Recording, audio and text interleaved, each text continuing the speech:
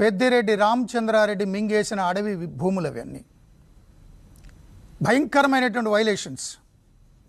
భారత చట్టాలు, ఆంధ్రప్రదేశ్ చట్టాలు, environment act, BNS, IPC, encroachment act, వీటన్నిటిలో పుస్తకాల్లో ఉన్న ప్రతి రూల్ని వైలేట్ చేశాడు ఆయన. ప్రతి రూల్ని. ఇప్పుడు మీరు చూస్తున్న విజువల్స్, ఎక్స్క్లూజివ్ విజువల్స్ అయితే ఆయన అద్భుతంగా నిర్మించుకున్న, లావిష్గా నిర్మించుకున్న ఫామ్ హౌస్ ఎక్కడ? అడవి మధ్యలో. అడవి మధ్యలో ఆ రోడ్డు కనిపిస్తుంది కదా, ఆ రోడ్డు ఎవరు సొమ్ముతో వేశారు? ప్రజలు సొమ్ముతో వేశారు. ప్రభుత్వ సొమ్ముతో అటవీ భూముల్లో తన విలాసవంతమైన ఫామ్ హౌస్కి రోడ్డు వేయించుకున్నాడు. ఆ అటవీ భూమి ఎవరిది? తన సొంతమా? అయ్యా అబ్బాల నుంచి వచ్చిందా? కాదు, స్వాధీనం చేసుకున్నాడు. ఎంక్రోచ్మెంట్ చేశారు. ఎప్పుడు? తాను అటవీ శాఖ మంత్రిగా ఉన్నప్పుడు. అడవుల్ని రక్షించాల్సినటువంటి మంత్రి అడవుల్ని మింగేశాడు.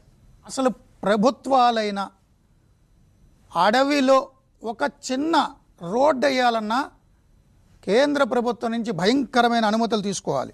మామూలు చట్టాలు కాదు అవన్నీ. Forest conservation act, environment protection act, wild life protection act, Andhra Pradesh forest act, అసలు ఎన్ని యాక్టులు ఉన్నాయి? వీటన్నిటి నుంచి అనుమతులు తెస్తే తప్ప రాష్ట్ర ప్రభుత్వాలు కూడా పబ్లిక్ ప్రాజెక్ట్స్లో రోడ్డు కూడా వేయలేరు.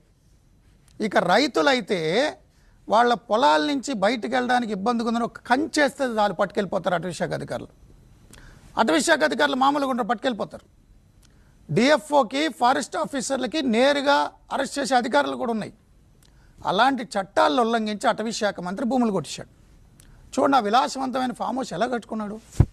ఎవడిచ్చాడు కరెంటు? ఎవడిచ్చాడు నీళ్లు? ఎవడేసాడు రోడ్లు? ఎవడి భూములు అవి?